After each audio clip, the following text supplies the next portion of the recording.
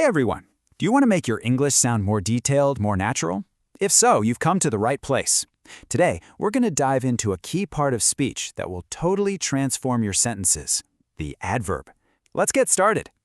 Just look at that. See the difference one little word can make? We go from a simple sentence, he works, to a much more descriptive one, he works hard. That powerful little word, hard, is an adverb. So, in this explainer, here's what we're going to do.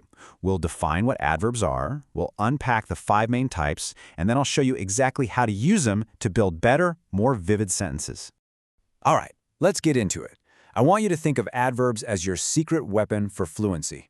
Seriously, they're what add all the color, the detail, and the precision to your speaking, turning a simple statement into a much more interesting story. So, what exactly are they? So, an adverb, or kriya bisheshan in Nepali, is a word that modifies or, describes a verb, an adjective, or even another adverb. Basically, they're the words that answer those key questions like how, when, where, how often, and how much. They are the detail providers in your sentences. Let's look at a super simple example. She speaks slowly.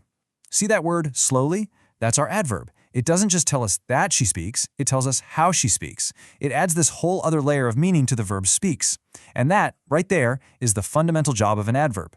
To really get a handle on adverbs, you've got to know the different kinds. I like to think of them as 5 essential tools in your English grammar toolbox. So, let's go ahead and open that toolbox up and take a look inside. And here they are, your 5 essential adverb tools. We've got adverbs of manner, time, place, frequency, and degree. Each one answers a different question and adds a very specific kind of detail. We're going to explore each one by one. First up, adverbs of manner. Now, these are probably the ones you're going to use the most. They answer the question, how is the action done? So, how does she walk? Slowly. How does he drive? Carefully. See? They describe the style or the manner of the action. Okay, next tool in our box, adverbs of time. These are super straightforward. They just tell us when something happens. When will I call you? Tomorrow. When are we studying? Right now. They help pin the action to a specific point in time. All right, tool number 3 is adverbs of place. And you probably guessed it, they answer the question, where? For example, come here, or they are playing outside. Simple, direct, and really useful for explaining a location. Now for adverbs of frequency. These are so crucial for talking about habits and routines, because they answer how often. For instance, I always wake up early. Or, she sometimes cooks. Words like always, never, sometimes, often, they all fall into this category. And our final tool is the adverb of degree.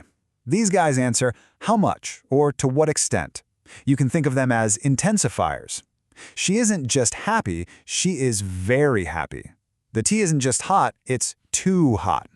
These words are like the volume knob for your adjectives and other adverbs. Okay, so we have our tools, but it's not enough to just have the tools, right? You've got to know how to use them correctly. Getting the placement right is absolutely key to making your sentences sound natural and flow well. So here's your first pro tip, and it's the most common rule. You want to place the adverb after the main verb. We say, he speaks clearly, not he clearly speaks. This simple rule is a great starting point for clear communication. But wait a minute, what if the adverb isn't describing a verb? What if it's modifying an adjective, like smart, or another adverb like fast? Well, in that case, the rule flips. The adverb comes before that word, so very smart and quite fast. This is how those adverbs of degree usually work. Okay, listen up, because adverbs of frequency have some special placement rules that can be a little tricky. They usually go before the main verb, like in she sometimes cooks. But, and this is a big but, if the verb is to be, like is, am, or are, the adverb goes after it. So we say she is never late. That is a really important exception to remember. All right, let's tackle a really common mistake. Sometimes I hear learners say, very much happy. Now, I get why, but in English, the word very is already strong enough. You don't need to add much. The correct and much more natural way to say this is simply very happy. It's a small change, but it makes a big difference. Whew. Okay. We have covered a ton of ground. We've defined adverbs, we've explored all 5 types, and we've learned the placement rules. So now let's do a quick recap to really lock in that knowledge. So to sum it all up, adverbs are your description words. They add all that juicy detail by describing verbs, adjectives, and even other adverbs. And they do this by answering 5 key questions: how, when, where, how often, and how much. If you can remember these 5 questions, you'll always know when you need an adverb. You know, mastering adverbs isn't just about grammar rules, it's about expression. Using them correctly and with confidence is honestly one of the fastest ways to make your spoken English sound more detailed, more precise, and just more natural. The key to getting good at anything is practice. So my question to you is, how will you practice using adverbs today? Here's a little challenge. Think of one thing you did today and describe it using an adverb of manner. Then, think of something you'll do tomorrow and use an adverb of time. That's it for this explainer. Thanks for joining me and keep up the great work.